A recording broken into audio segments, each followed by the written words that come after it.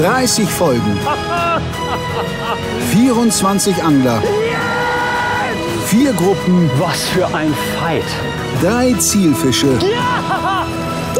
Ein unglaublicher Zuschauerpreis und ein Pokal. Der YouTube Predator Cup 2021 wird präsentiert von Finnwal, LMAB und Hecht und Barsch.de.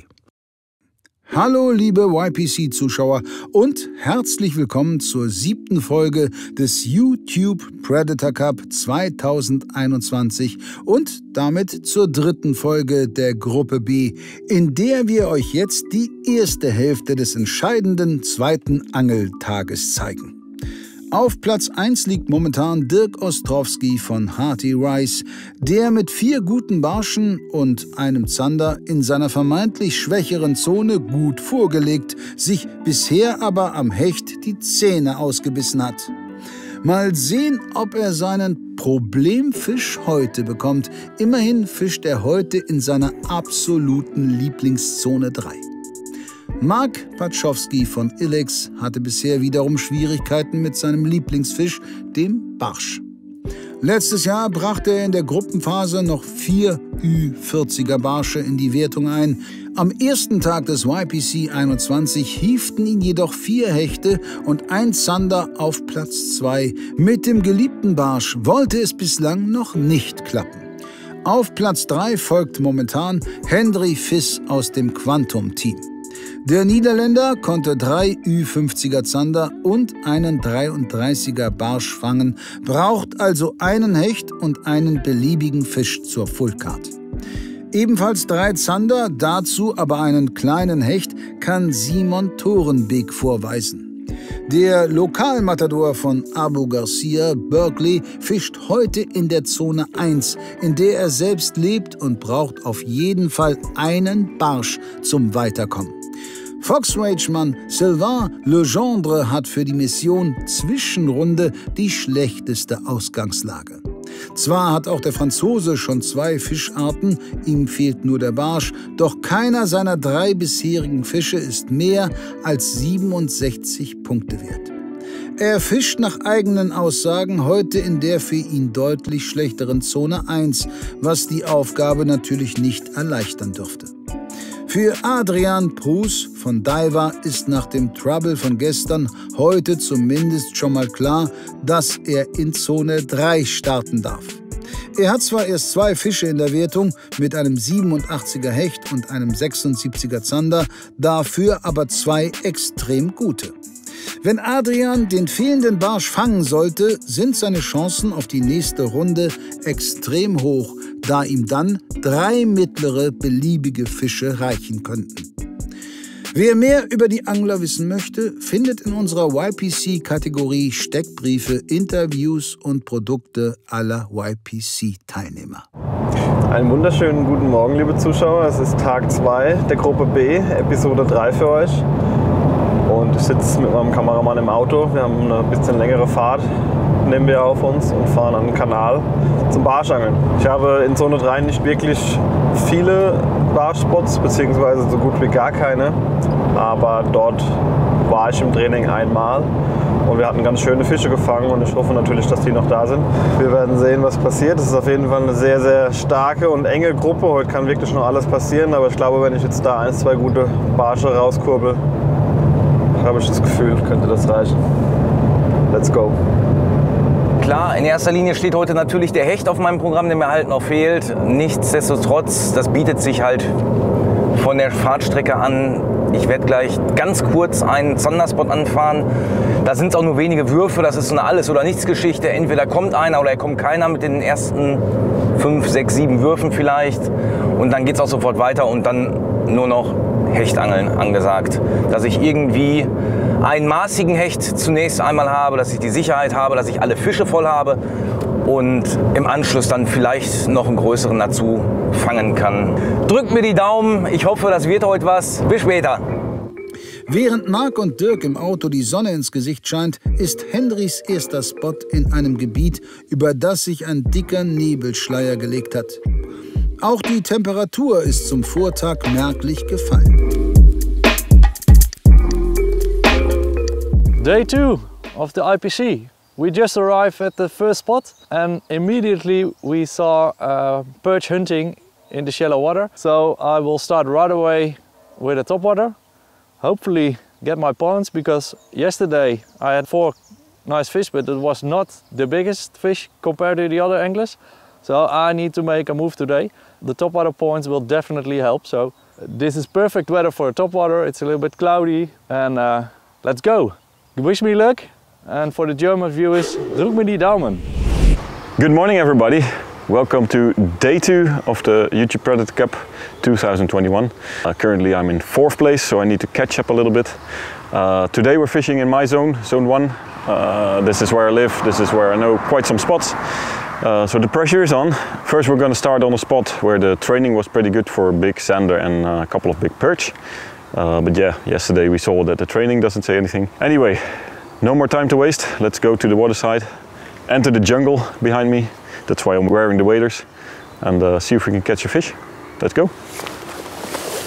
Tag 2 beginnt. Wir gehen jetzt heute an den Fluss. Wie gesagt, ich habe hier noch nie in meinem Leben gefischt, aber ich habe natürlich schon einige Flüsse in meinem Leben gefischt mit Buhnen. Hier erwarte ich den einen oder anderen Hecht, obwohl mein Ziel definitiv der Barsch sein wird. Gestern hatte ich einen Hecht und einen Zander. Jetzt muss ich definitiv heute einen Barsch fangen, komme was wolle. Deshalb Stahlverfach, um den Hecht nicht zu verlieren, um keine Minuspunkte zu kassieren. Ich nehme jetzt hier mal ein ganz, ganz dünnes. Und dann hoffen wir mal, dass die Barsche sich daran nicht gestört fühlen und wenn ein Hecht einsteigt, dass er trotzdem dran bleibt.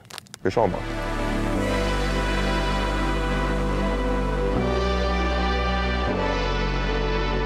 Day 2. 8 o'clock. First cast of the day. Here we go. 5 Angler der Gruppe haben mit dem Angeln begonnen. Nur Sylvain hat sich entschieden, den Angeltag heute später zu beginnen. That would have been too good to be true. Fish on the first cast here. Mein erster Wurf ist gleich durch. Ich werde jetzt hier gleich mal hier anfangen und den Kanal ein bisschen ablaufen. Und wie gesagt, ich hoffe, dass hier irgendwo gleich mal ein Barsch ranzimmert. Ich werde ein bisschen versuchen mit kleineren Gummis, Spin-Jigs, Deraku. Ich habe auch einen Dropshot montiert. Also ich werde mich hier wahrscheinlich ein bisschen verweilen und schauen, ob ich irgendwo einen rauszupfen kann.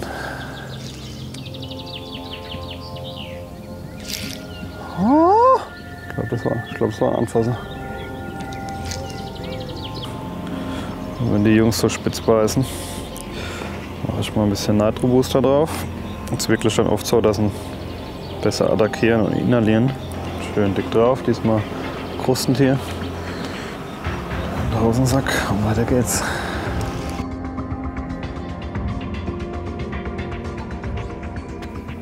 Whoa, that was a perch. It was hunting a few meters behind my popper.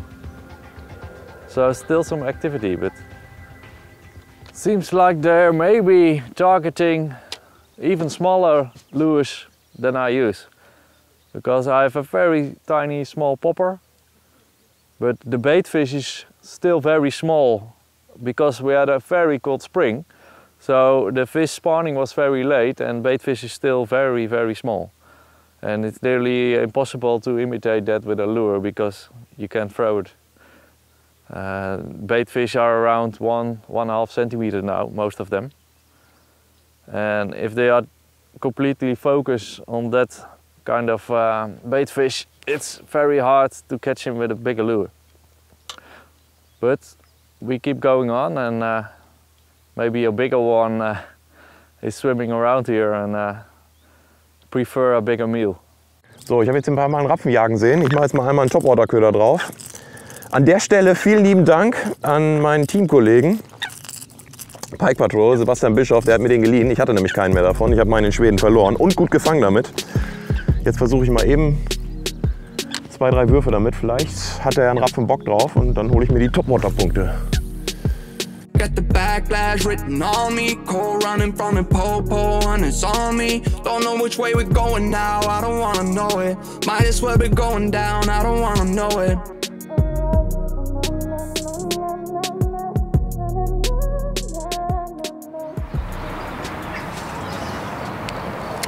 So, 2 Würfe.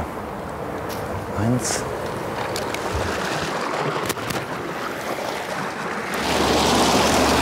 Nee, wollte nicht. Ja, ich habe jetzt gerade meinen ersten kurzen Spot gefischt. Da wollte ich wirklich nur mal kurz anhalten, weil es auf dem Weg lag. In der Hoffnung, dass vielleicht der eine Zander beißt, aber dem war leider nicht so. Deswegen jetzt muss ich auch zusehen, dass ich schnellstmöglich hier wegkomme und weitermache auf Hecht. Schon mehr als eine Stunde Angelzeit ist rum und bisher konnte noch überhaupt niemand einen Fisch in den Kescher befördern. Hat der Wetterwechsel den Fischen auf den Magen geschlagen? Big pike. Big pike following. He's still here. Oh, I got a strange bite out there. Thought it was the bottom, but now there's a big pike in front of my feet following it. 80 plus for sure. And he's gone. Ooh, that's not good for me. I got some small nibbles out in there and I thought, is that, I didn't know, is that the bottom or is that branches or something? But no, it was a swimming branch. Oh shit. So we saw some small perch, kind of bait fish kind of perch, and now we see a pike. There's fish here. We need to insist a little bit, and there's confidence to get a fish here. This is a very interesting spot, because on the right side you have the river, and on the left sort of a river lake, and there is a nice interruption between current and standing water, and that's exactly where the zanders were hiding. The current is also pushed to the right and the left, right in front of me, and that's another very interesting point for zander, especially some of the bigger ones. And I use a weight of 10 grams at the moment, a Q paddler in 12 centimeter, a little bit bigger lure because I need bigger fish compared to the other anglers based on yesterday.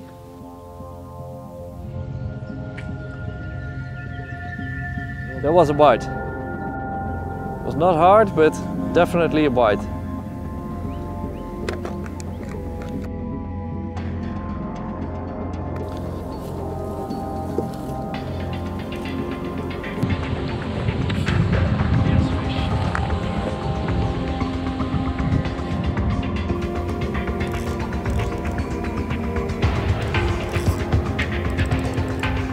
No.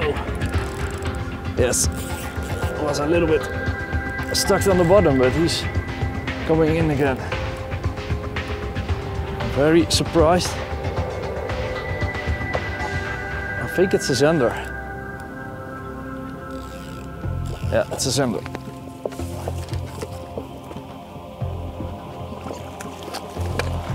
Oh, come here, buddy. Yes. Zander on the crankbait. Very hard strike. It's a decent fish, but that strike was absolutely cool. I fell on the ground while landing this fish, but who cares? I'm wet, but I have to fish. Look at this on a crankbait, a shallow diving crankbait. It's a 60 centimeter fish. That's a good start. I quickly put it back in the water, wait for the cameraman, and all of a sudden he go away very fast. So we don't have it on the camera, but anyway, it was a really nice fish, 60 centimeters. So that's a good start of the day. Let's go on. Na also, Hendry fängt den ersten Fisch des zweiten Tages und direkt einen guten. Mit satten 78 Punkten kann er seinen dritten Platz deutlich verbessern.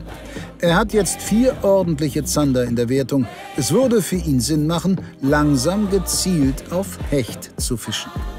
Fangen die Fische nun auch an den anderen Stellen an zu beißen?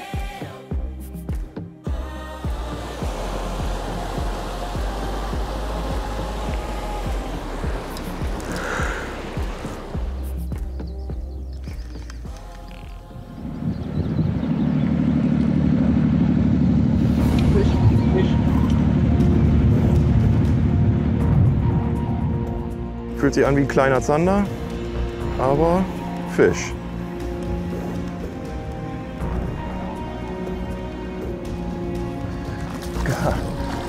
Der wird zu klein sein, aber wir prüfen das mal. Zander muss 42 sein, das wird eng. Ich glaube, die hat er nicht.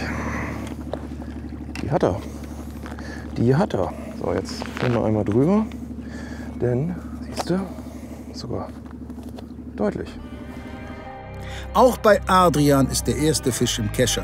Dieser Zander bringt ihm 58,5 Punkte. Er überholt damit Sylvain, der mit 1,5 Stunden Verzögerung nun auch an seinem ersten Spot angekommen ist. Alright guys, YPC 21, Group B, Day 2. I need to make the perfect day. To be honest, my plans were to fish topwater for perch, and I was hoping for a super sunny day like we had yesterday. And we are freezing our balls off. Today it's really cold, so it's not really good, but the time it gets better we'll start trying to catch some zanders and maybe one pike on those few spots. So I plan to spend like an hour or two here trying to improve my zander and pike, and then we'll move to a little canal for perch fishing.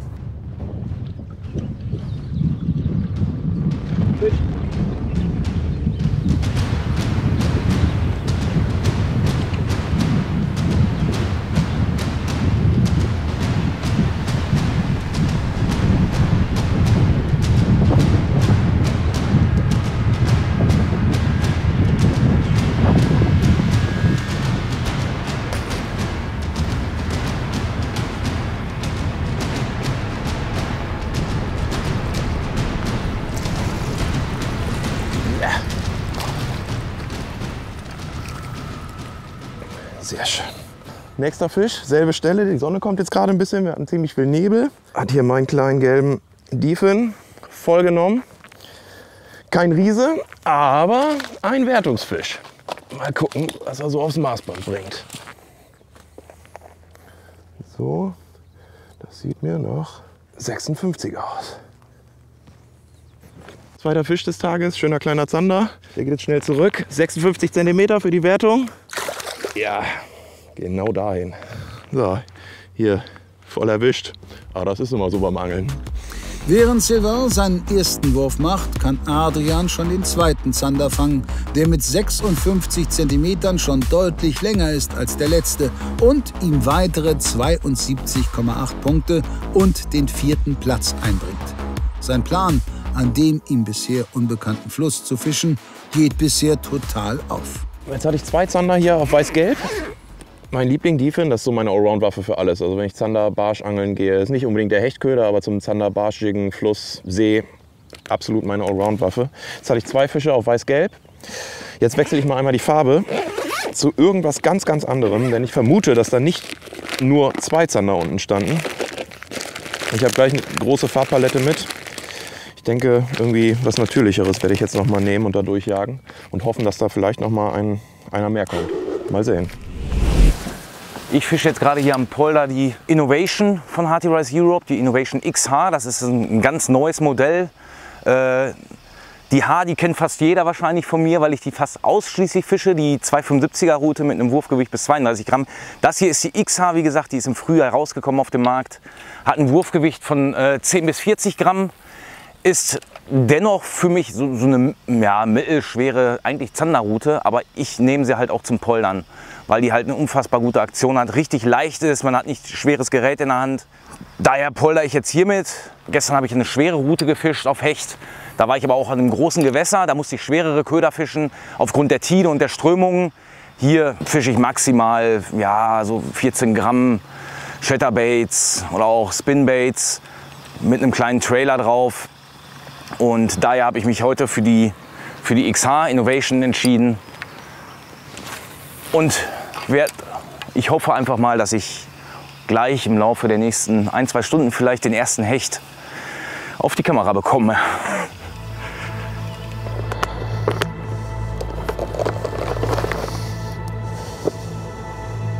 Ah, it's freezing.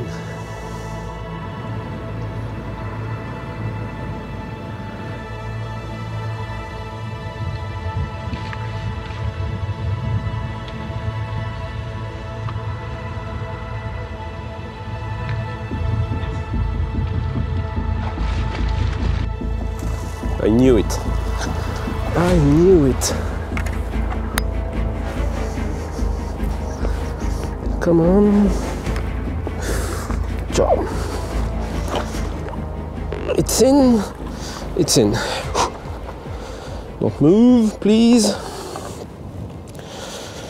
I knew there were some pikes to catch here. It's not big, but better than nothing. That's a small guy, but in my situation, I take them all. Yes, 67. So, on my chatterbait, really something I believe on strongly, that catches everything. So, I know there are some pikes on the edge. This one is quite small, but we are in such a bad situation, I take it.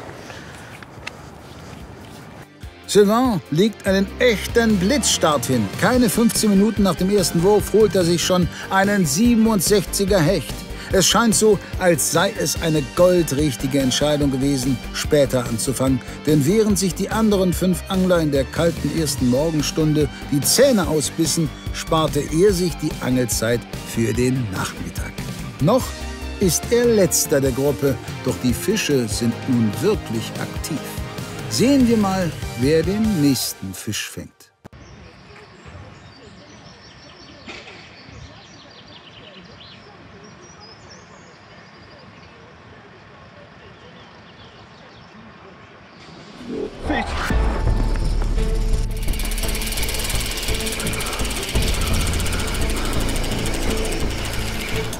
Nee. Nee. Nicht das, was wir wollen. Ein Zander. Adrenalinpegel war gerade ziemlich hoch. Aber leider Gottes die falsche Spezies. Er hat sich den kleinen Nitro geschnappt. Bisschen weiche Knie gerade. Ich habe gehofft, das wäre der lang ersehnte Barsch. Ach, naja, aber es gab einen Fischkontakt, das ist doch auch schön. Jetzt kommt gleich schon ein bisschen Nitro Booster wieder drauf. Dann kommt hoffentlich beim nächsten Mal der Barsch.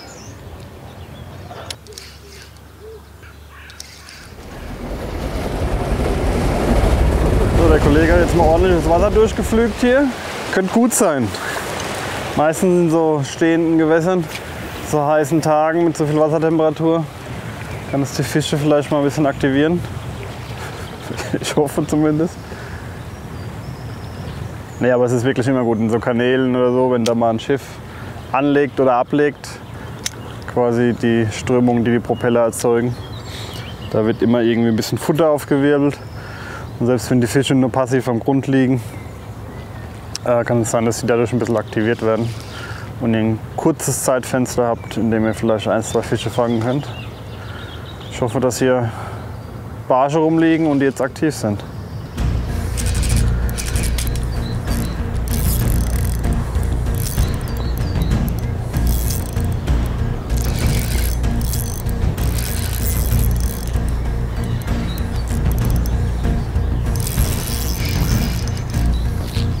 Nee. Wieder ein Zander.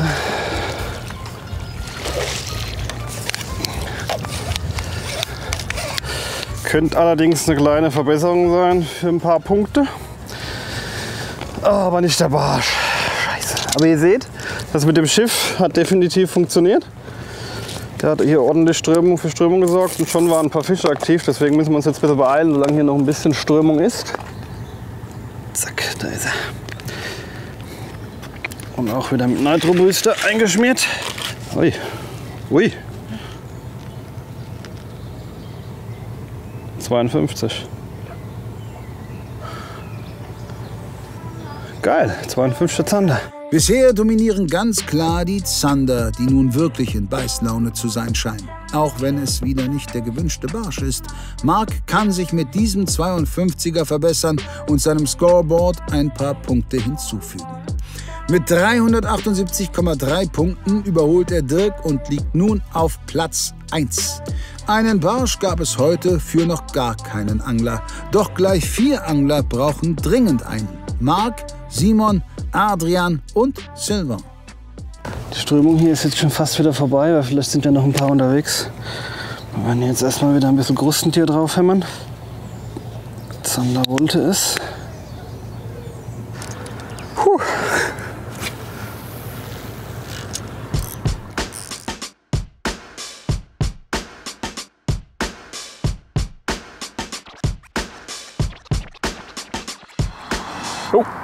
Oh, perch. That was a sizable perch.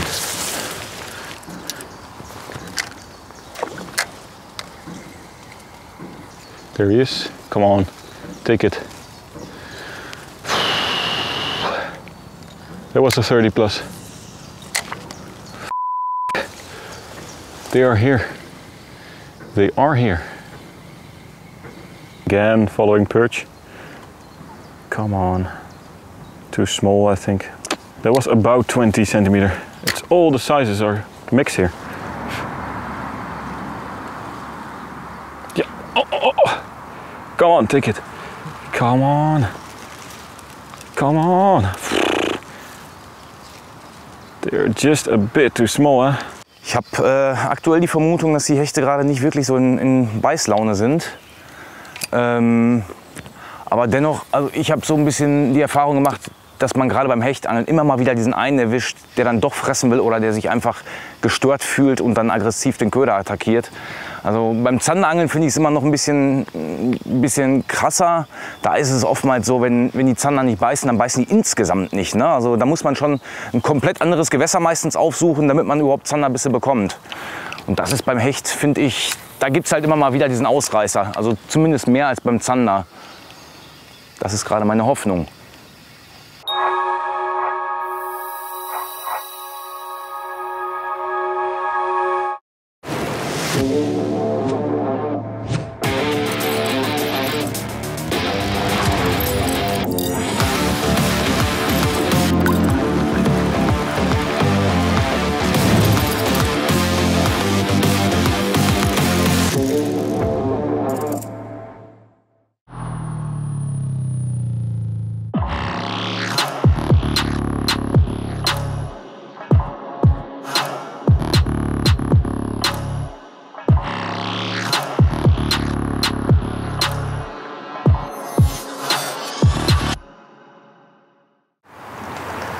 Warum ich hier in kurzen Hosen sitze und euch jetzt von einem Adventskalender erzähle, ich gebe es zu, es ist ein bisschen absurd, aber ich wollte keine Zeit verstreichen lassen, dem YouTube Predator Cup Publikum vom besten Deal des Jahres zu erzählen. Ihr findet in diesem Kalender 24 exklusive Produkte von 11 Top-Marken. Exklusiv bedeutet, hier sind keine Restbestände aus irgendwelchen Lagern zu finden, sondern eigens produzierte Produkte nur für diesen Kalender. Exklusive Farben, exklusive Zusammenstellung, also wirklich was ganz, ganz Besonderes. Darüber hinaus gibt es wieder 24 Möglichkeiten für einen Hauptgewinn. Wir haben nämlich wieder an jedem Tag ein goldenes Ticket versteckt. Ihr könnt zum Beispiel einen Angeltag mit Dustin Schöne gewinnen, ein Guiding mit Enrico Di Ventura oder einen Topwater-Kurs mit Mark Ptaschowski, nur um ein paar Beispiele zu nennen. Und wer mit Exklusivität, Top-Marken und goldenen Tickets nichts anfangen kann, für den haben wir jetzt noch ein letztes schlagkräftiges Argument, nämlich den unglaublichen Preisvorteil.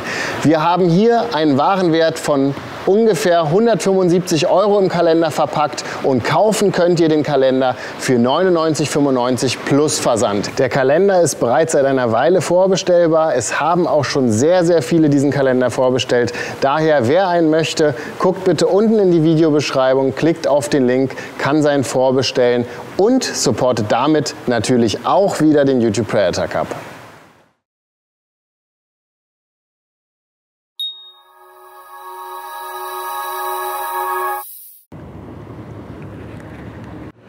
So here it's not the best spot to do what I do, because it's normally something which is easier to do from the shore.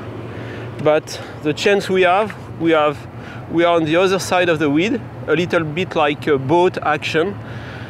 So I can cast on both sides, on the weed edges. So it's not that bad, even if it's not conventional. But I hope to be able to catch a few pikes this way along the weeds. To make this chatterbait fishing, I really like to use that versatile soft Terminator. To me, that's the ideal rod to do this because it has enough power in the backbone, but at the same time it still has the right action. So I pair it with a Lew's Pro TI, which is a fantastic reel, and I use braided line on it.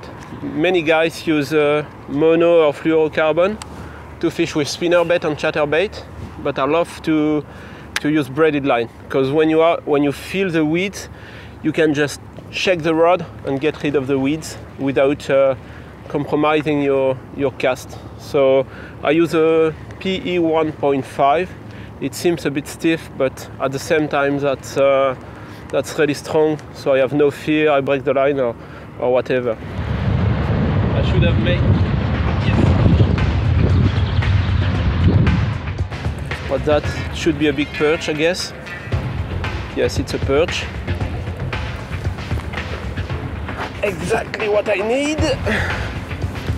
It's not big, but it's a decent perch. Boom! Happy days.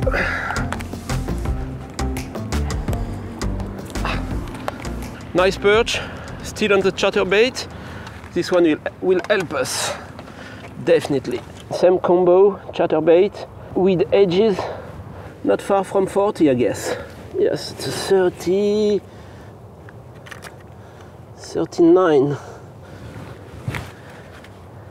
Not huge, but well, I signed for a tree like that with no problem. Ein wirklich guter Barsch für Sylvain.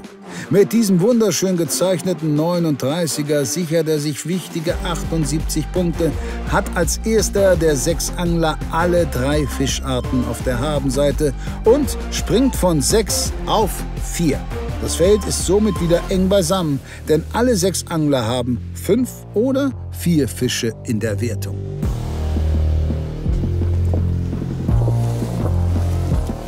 You may be thinking why not going all in for a pike, because I only need a pike to get a full card. But I don't have that many spots for pike in this area. I know one spot, but I don't expect a big pike there. So at least we have to take some risk and go on with this before we go to that spot.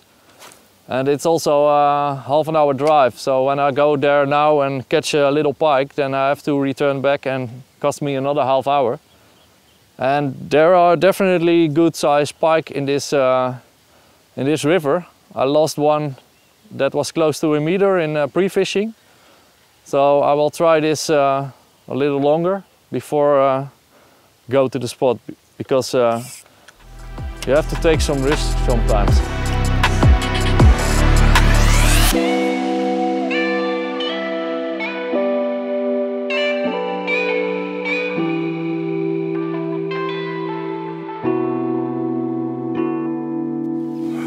Bisschen nervös werde ich.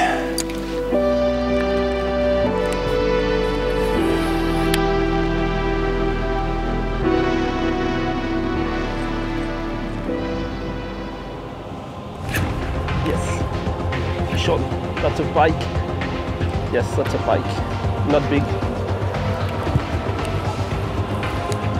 Not big, but this is our 6th fish. So even if it's not a big one, I take it, you know.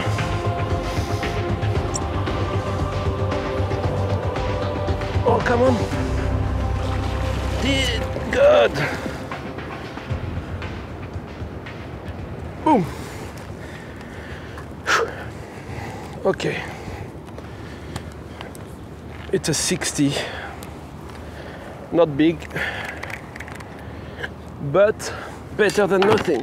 Well, that's 64.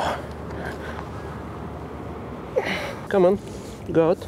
Love this net. Look at that handle.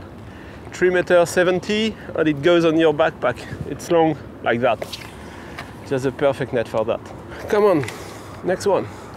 From zero to hero. Innerhalb einer knappen halben Stunde fängt Sylvain 3 Fische, macht als erster Angler die Karte voll und klettert vom letzten auf den ersten Platz.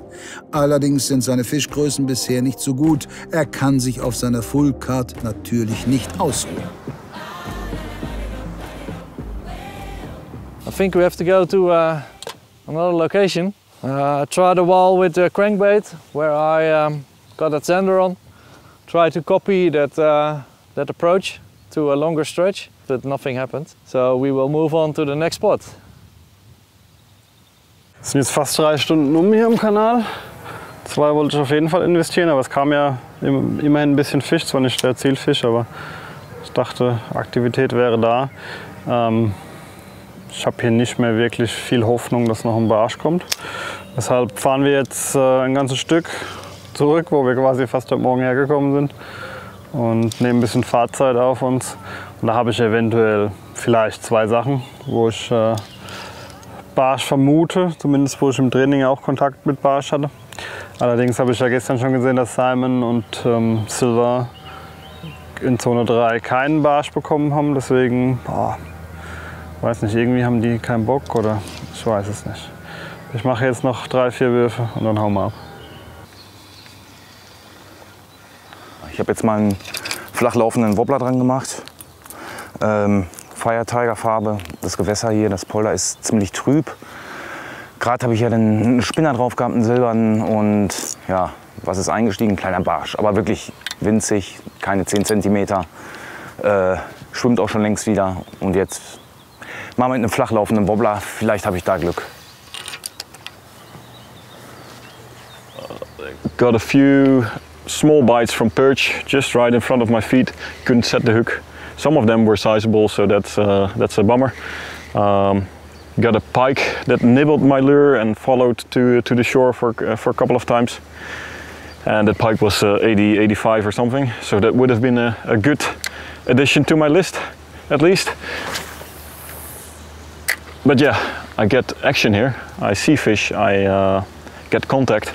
So I'm just gonna insist here and just try a couple of different places here in the same area.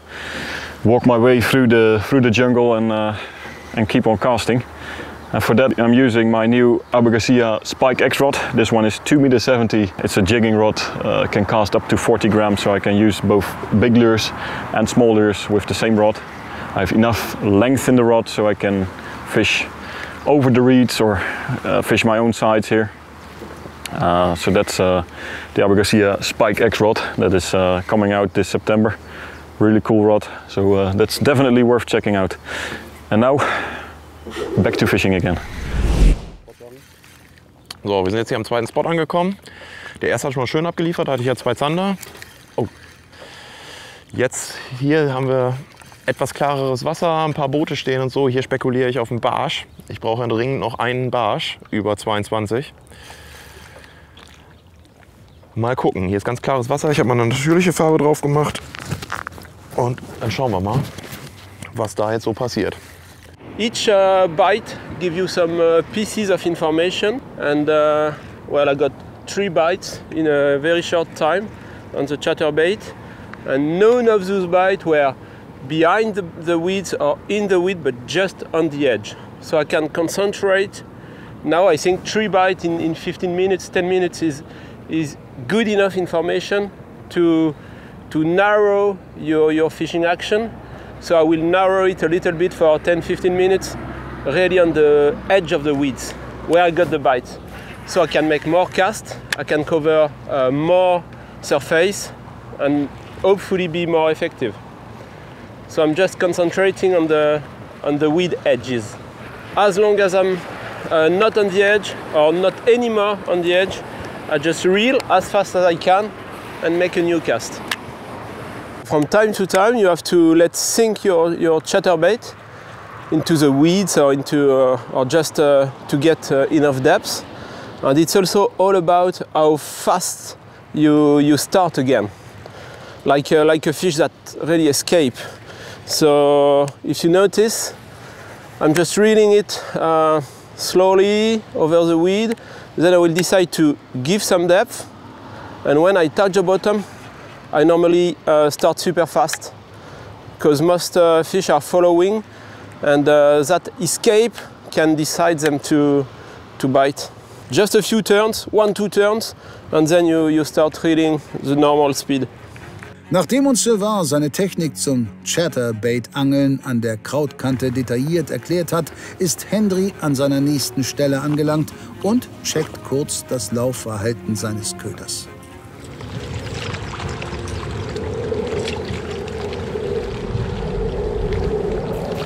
Oh! What the hell?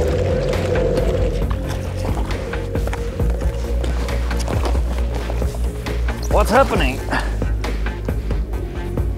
There is a fish! Unbelievable! I was just working on my lure. It went a little bit to the right, so I was adjusting the eye where you attach your leader, and all of a sudden a perch came and got my lure. It's unbelievable. Okay, but at least a good start here. At least an improvement compared to the one we caught yesterday. It's like around 36. There you go. Bye bye. That was totally crazy. Just in front of my feet. I was not fishing. I was testing my lure, and then all of a sudden it happened. But anyway, it counts. So it's a nice improvement because my first perch was a little bit smaller, so that's good. But we still have to find that pike because otherwise it's not good. Na, der Köder scheint doch zu laufen. Beim Optimieren des Laufverhaltens wird Hendry von diesem schönen 36er Barsch überrascht, der ihm jedoch nur 7 Punkte bringt, indem er einen 50er Zander ersetzt. Hendry braucht unbedingt einen Hecht. Marc, Simon und Adrian hätten seinen Barsch deutlich besser gebrauchen können als er. Leute, wir sind am neuen Platz angekommen nach langer Autofahrt und jetzt zeige ich euch mal was. Kommt mal mit. Hier steht ein schöner Kirschbaum. Wir sind ein bisschen früh im Jahr, um hier Kirschen zu pflücken. Wir gehen jetzt aber da runter, um die Kirschen zu pflücken. Let's go.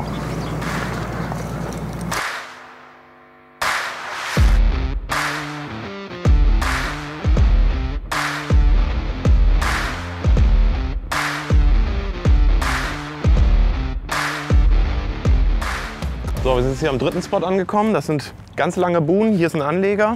Und ich hoffe und vermute auf den Barsch hier, weil wir haben hier eine große Fläche, wo das Wasser ein bisschen ruhiger ist und kreist. Die Strömung kommt von links, zieht hier so an uns vorbei. Und das Wasser, was hier auf den Buhnenkopf drückt, zirkelt hier langsam drin. Es ist kein tiefes Wasser, aber das ist nicht schlimm. Barsche mögen das gerne mal im etwas ruhigeren Wasser weiter oben zu stehen, während die Zander lieber etwas weiter unten stehen. Ich hoffe, dass hier der erhoffte Barsch und am Buhnenkopf dann nochmal ein Zander kommt. Wir warten es ab, mal sehen.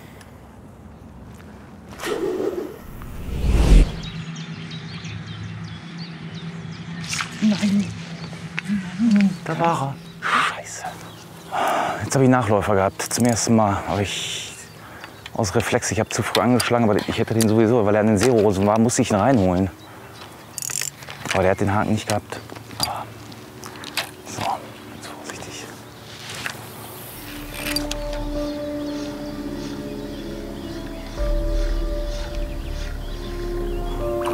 Jetzt.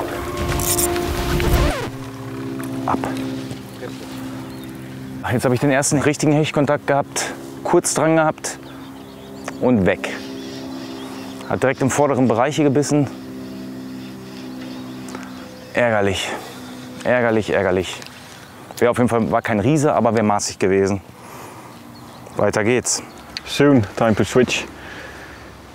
This should have worked already. Oh no! Me. Bad words. Sorry, Mom. That was a bite. Or wasn't it? No, it was not a bite. Whew, okay, that saves me from some nightmares. I hooked the bream. So the bag I'm using for the YPC is the new Abu Garcia sling bag.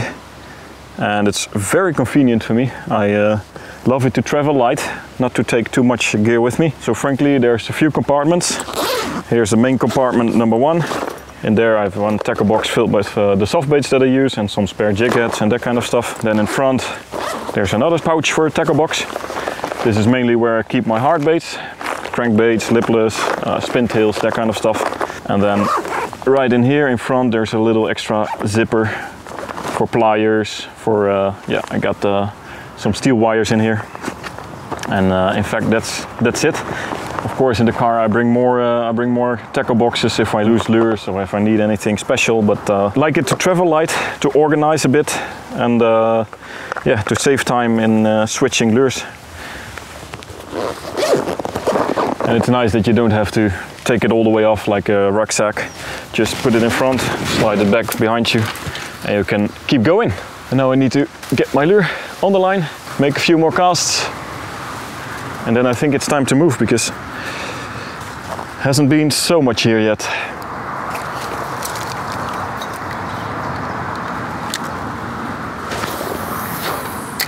Für Sylvain ist Schluss an der ersten Stelle.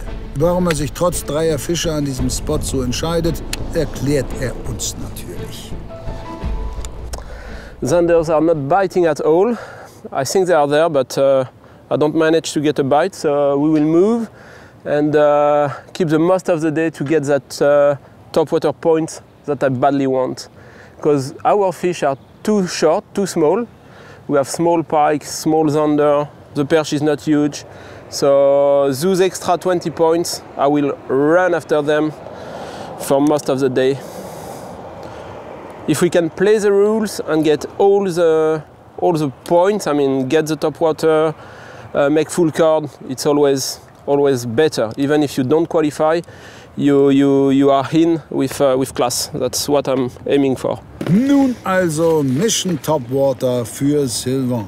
Marks Vision heißt dagegen nach wie vor Barsch und Full Card.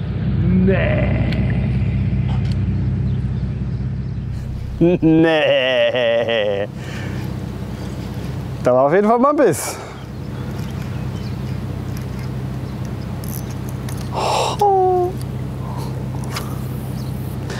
Ich würde sagen, das ist frustrierend und motivierend zugleich. Im Moment etwas mehr frustrierend. Oh nein, hey.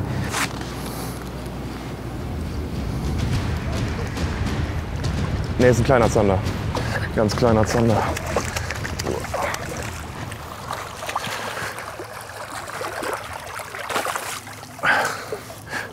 Ich glaube auch nicht, dass der das Maß hat. Aber das checken wir jetzt mal.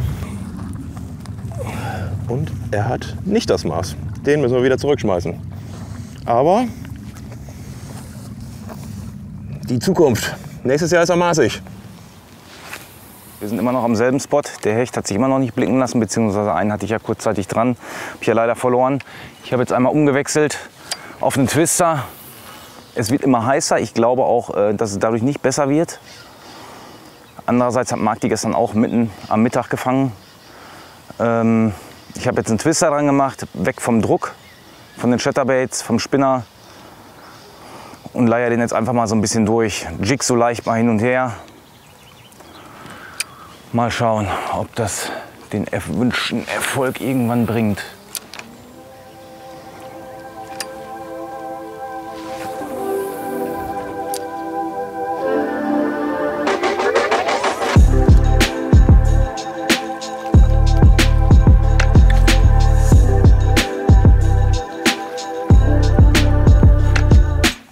This is my final spot for this location.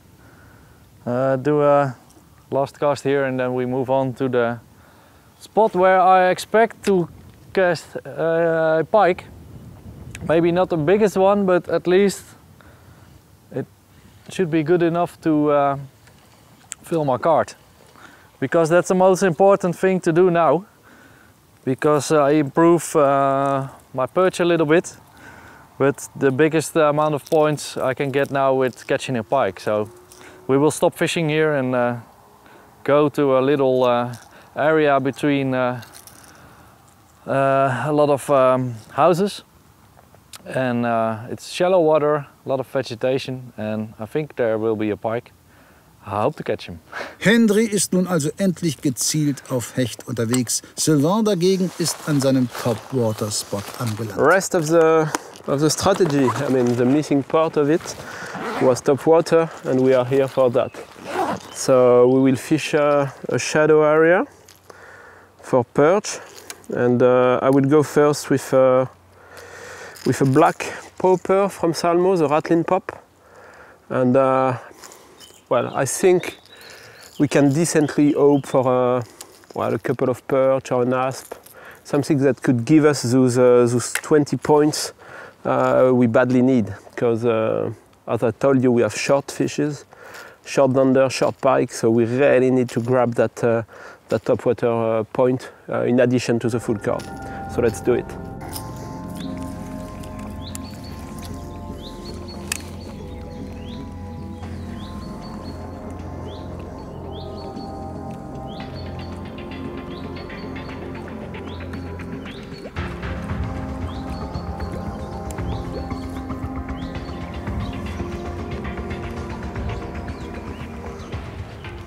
From time to time, I'll cast to the sunny edge, because there are also some asps that could take the lure.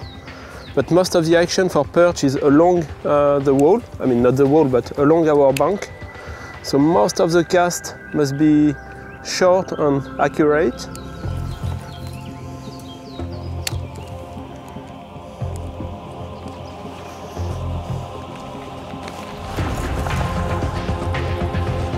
This is a topwater bite I was looking for, and this is an asp.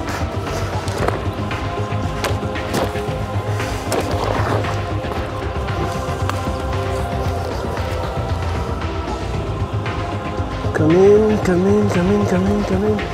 Come this side. Yep! Topwater fish!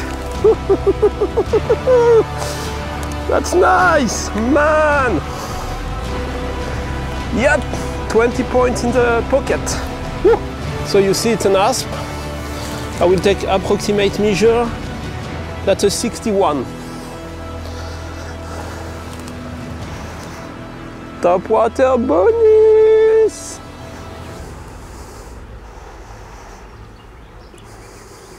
Pooh. Go back. Cha! Nice. I'm not often happy with an asp, to be honest. I don't use to fish for it, but this one means 20 more points in the pocket. And with what we had today, short fish, I think it's worth having a fish like that. We will continue in top water, because I really hope to catch a perch this way. So we'll do a bit of top water, and after an hour or so, if we get nothing, we can fish with a jerkbait minnow or stuff like that.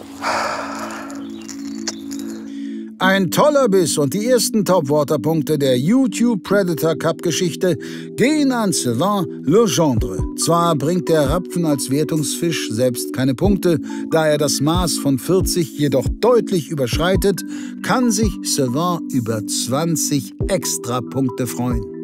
Er baut seine Tabellenführung aus und steht durch die Bonuspunkte mit 415,9 Zählern trotz der vergleichsweise kleinen Fische plötzlich ziemlich gut da. Mit diesem spektakulären Fang beenden wir Episode 3. Kriegen Dirk und Hendry noch ihre Hechte? Fangen Marc, Adrian und Simon noch den dringend benötigten Barsch? Alle 6 Angler haben noch richtig gute Chancen aufs Weiterkommen. Wir haben also die perfekte Ausgangslage für eine unglaublich spannende Entscheidungsfolge, die schon jetzt am Sonntag um 18 Uhr online gehen wird. Abonnieren, Glocke anmachen, ach, was erzähle ich da? Macht was Leckeres zu essen, ladet Freunde und Familie ein, schließt Wetten ab, wer weiterkommt und genießt die Show. Über Kommentare und Likes zu dieser Folge freuen wir uns natürlich trotzdem. Ciao!